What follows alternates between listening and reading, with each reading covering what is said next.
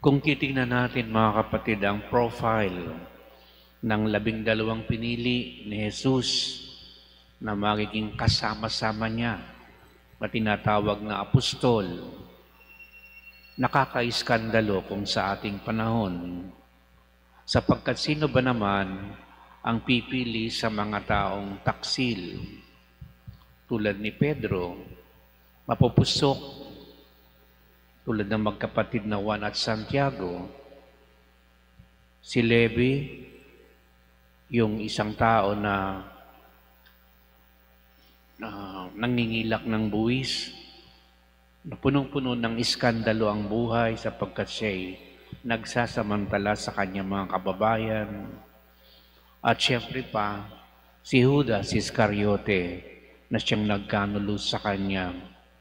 Ang layo-layo ng mga katangian nito. Kung ating susumahin, pare-pareho sila na mahihinang tao. Walang sinabi, walang binatbat. Pero bakit nga ba mahihina ang pinili ng Panginoon na maging mga apostol niya at huhubugin na magiging tagapagpatuloy ng pagpapahayag ng mabuting balita, pagpapagaling ng mga may sakit, at ang ministeryo ng Panginoon na sila ang gaganap lahat. Una, dahil kinakailangang mahayag ang kaluwalhatian ng Diyos mula sa kahinaan ng tao. Ipinakikita sa pagpiling ito na yung mga mahihina ang pinili ng Diyos dahil kung ang tao'y aasa sa kanyang lakas, dahil siya'y malakas, hindi na at maiitsapwera na ang Diyos dahil iisipin ng tao na ginawa at nagawa niya ang mga bagay-bagay dahil sa kanyang dunong, kakayahan, at talino. Pero dahil siya'y mahina, wala siyang pwedeng ipagmalaki. Ibig sabihin din na nahahayag ang grasya at kagandahang loob ng Diyos mula sa kahinaan ng tao. Kaya huwag tayong mag-iisip, tayong mga naglilingkod sa simbahan, na tayo'y mas matitino o magagaling sa mga taong wala sa simbahan. Pare-pareho din tayo ng profile. Mahihina din tayong tao, pero ang isang mabuting balita ay ang Diyos ay gumagawa upang mula sa kahinaan natin ay mahayag ang kanyang kabutihan, ang kanyang kagandahang loob. Dahil unti-unti tayong binabago ng kanyang biyaya upang tayong mga mahihina ay maging malakas sa grasya at awa ng Diyos. At yun ang totoong mabuting balita na ginawa ng Diyos sa 12 ito. Biruin mo, ganun sila kahihina, pero sila'y namatay na mga martir sa pagtatanggol ng pananampalataya. Kaya kapag pinalakas tayo ng Diyos mula sa ating kahinaan, tulad ng mga taong ito, makakayanan na rin natin sa kapangyarihan at lakas ng Diyos ang kanilang pagiging martir. Siyempre, panapanahon yan.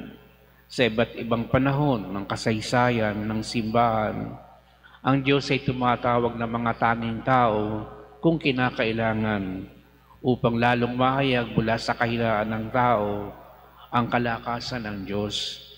Kaya ngayon, tayong lahat dito sa simbahan, naglilingkod ka man o hindi, palasimba ka lang, lahat tayo sa totoo ay mga mahihina at tayo umaasa lamang sa lakas ng Diyos upang sa banda roon, kapag tayo pinalakas niya, magiging instrumento din tayo ng kanyang pag-ibig, ng kanyang kapayapaan, at lahat ng mabubuting bagay na nagmumula sa Diyos. Nagiging totoong dispenser tayo ng lahat ng biyaya na pwedeng ibuhos ng Diyos sa ating buhay na naibabahagi naman natin sa ating kapwa. Kaya ito isang biyaya na makilala natin una ang ating mga kahinaan Dahil doon tayo higit na magdarasal, hihingi sa Diyos ng lakas upang wag tayong umasa sa ating mga sariling kakayanan, kundi sa kakayanan lamang ng Diyos na gumagawa at nagtatrabaho sa bawat buhay ng bawat mananampalataya. Ipagpasalamat natin mga kapatid ang pahayag na ito dahil sa kabutihan ng ating patron na si San Pablo ng Cruz, nakarating sa atin ang mabuting balita. Matulad niya, isa ding taong mahina, pinaging banal ng Diyos, hindi dahil sa kanya mga espesyal na katangian, kundi dahil sa kagandahang loob ng Diyos na gumagawa at kumikilos sa buhay ng bawat tao. Kaya ipagpatuloy natin ang baon na ito ng kanyang mabuting balita sa ating ginagawa sa araw-araw dahil doon din nagtatrabaho ang grasya ng Diyos sa mga kinakaharap natin na kung saan kuminsan ay nahahayag yung ating kahinaan at sa panahong yaon, alam natin kung saan tayo kakapit at sino ang ating susulingan.